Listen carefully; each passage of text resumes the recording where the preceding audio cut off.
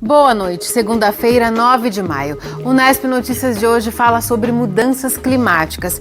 Por que as temperaturas estão cada vez mais altas? Sobre esse fenômeno e as consequências dele, vamos conversar com a professora da Unesp, que trabalha com esse tema, a Marta Lopar. E ainda nesta edição... Moradores comemoram a abertura de parte da Avenida Nuno de Assis depois dos reparos feitos pela Prefeitura. Os acidentes no local aumentaram 15% por causa da interdição. Feira reúne trabalhos de artesãos de Bauru e a ação do Grupo Amigas do Peito.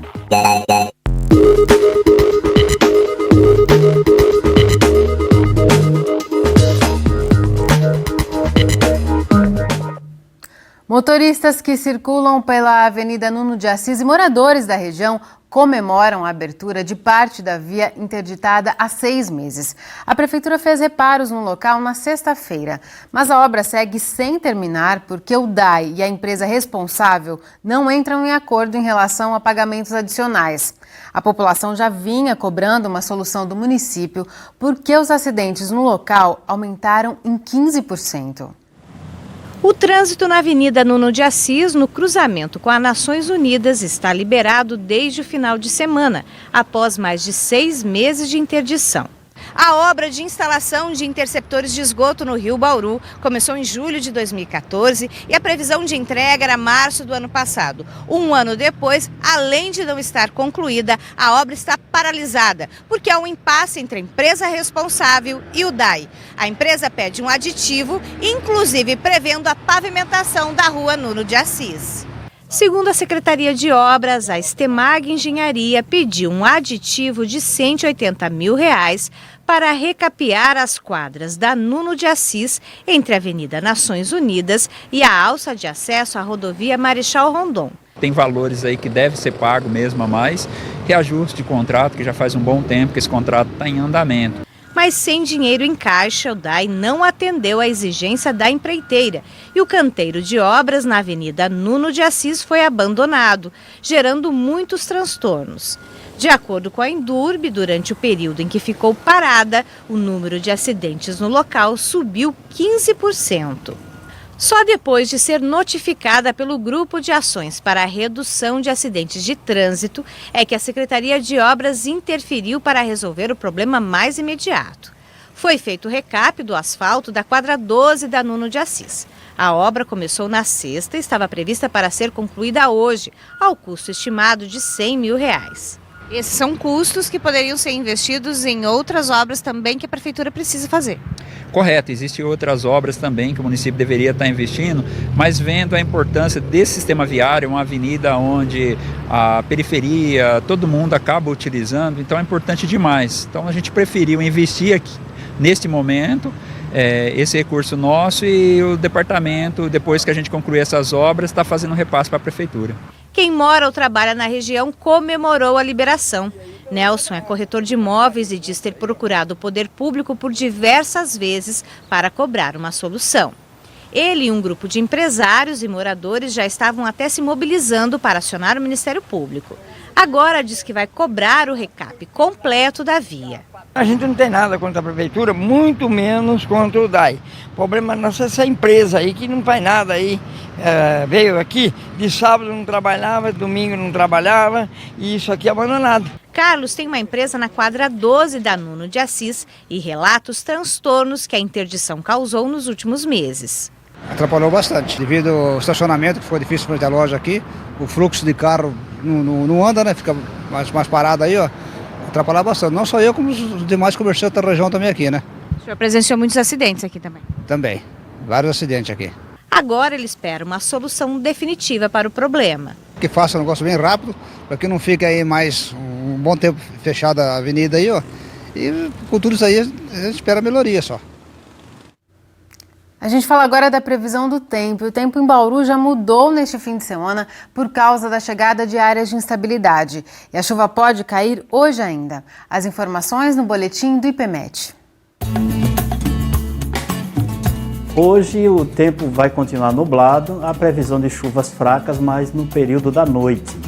Amanhã o tempo amanhece nublado em todo o estado, inclusive Bauru e região, e há previsão de chuva a qualquer hora do dia, principalmente a partir das 11 horas da manhã. Depois o tempo continua nublado, mas não chove mais e as temperaturas vão ficar amenas em torno de 25 graus à tarde e 15 graus bem cedinho.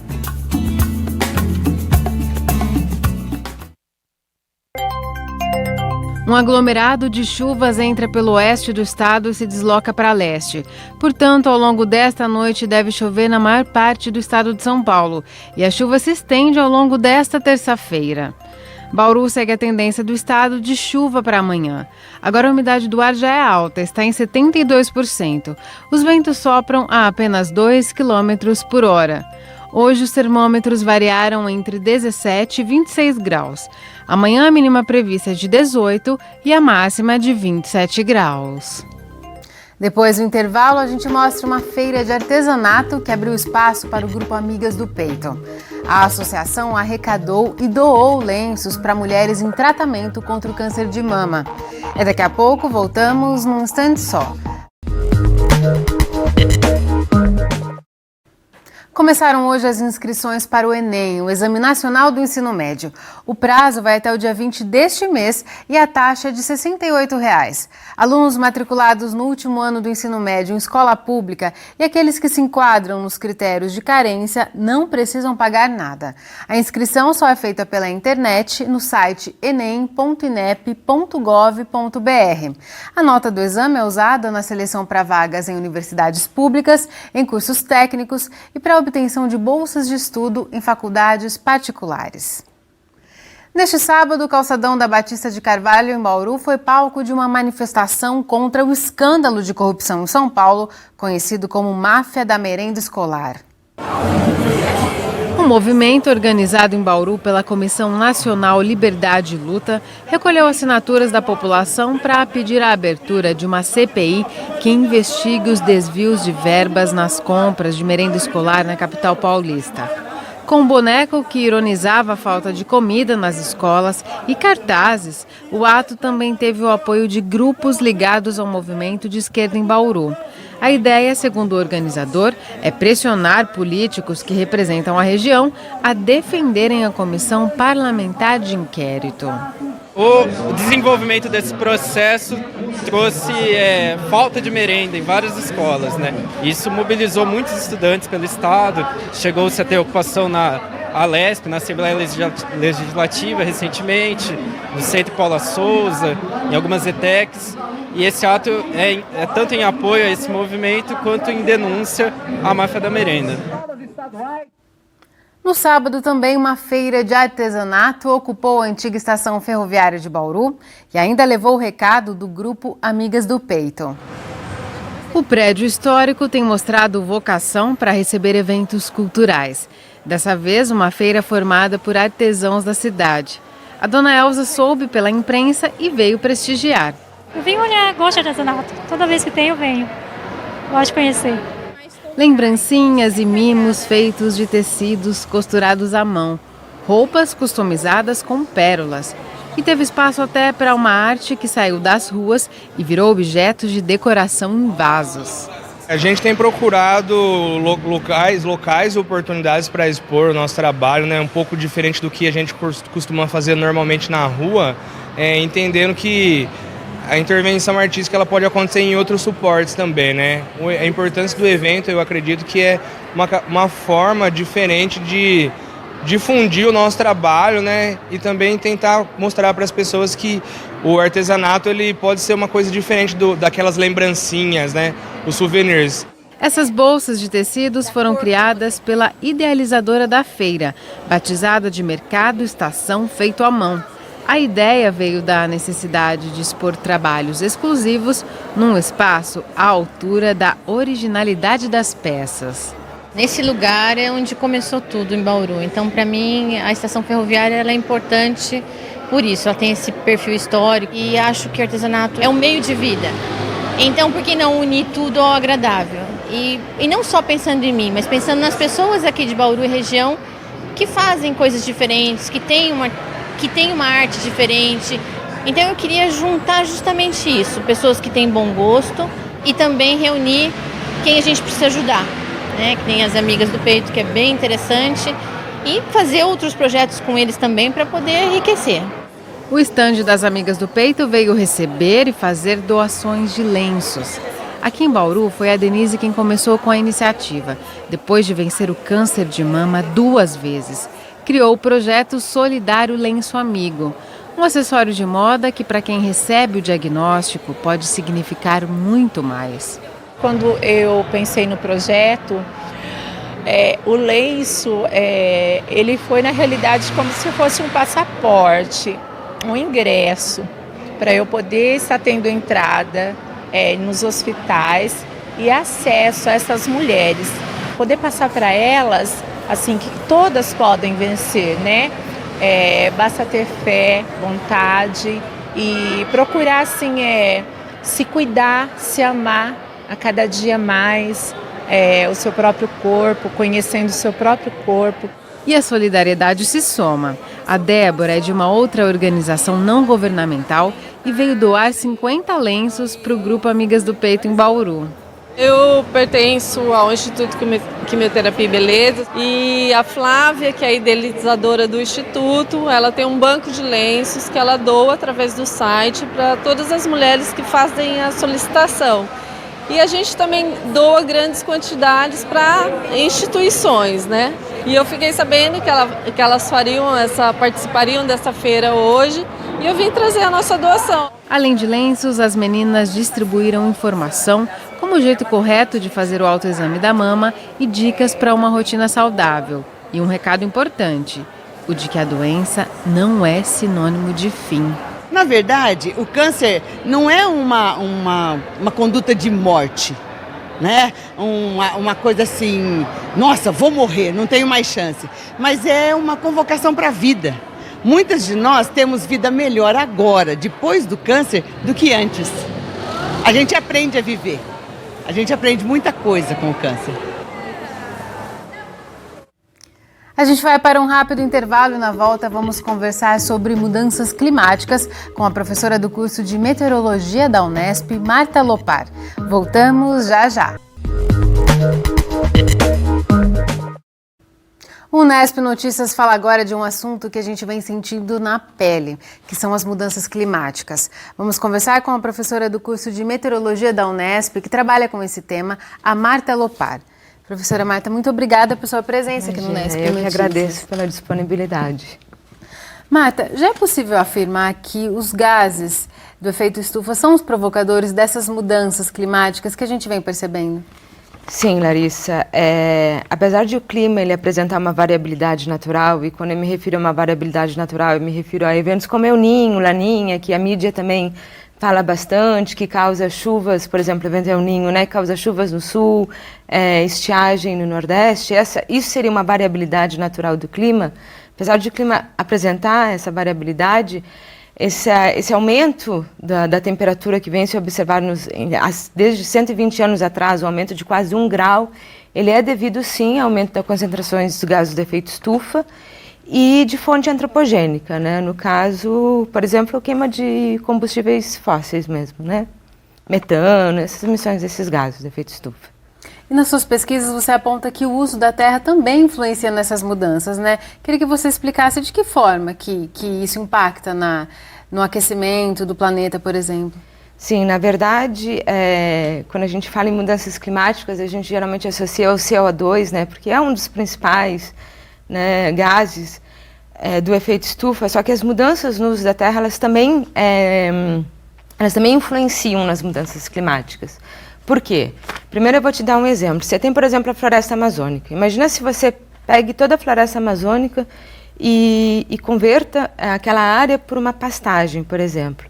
Então, a floresta ela atua como um sorvedouro de CO2, certo? Ela absorve o CO2 da atmosfera. Então, se eu converter para uma pastagem, eu vou estar removendo esse sorvedouro de CO2.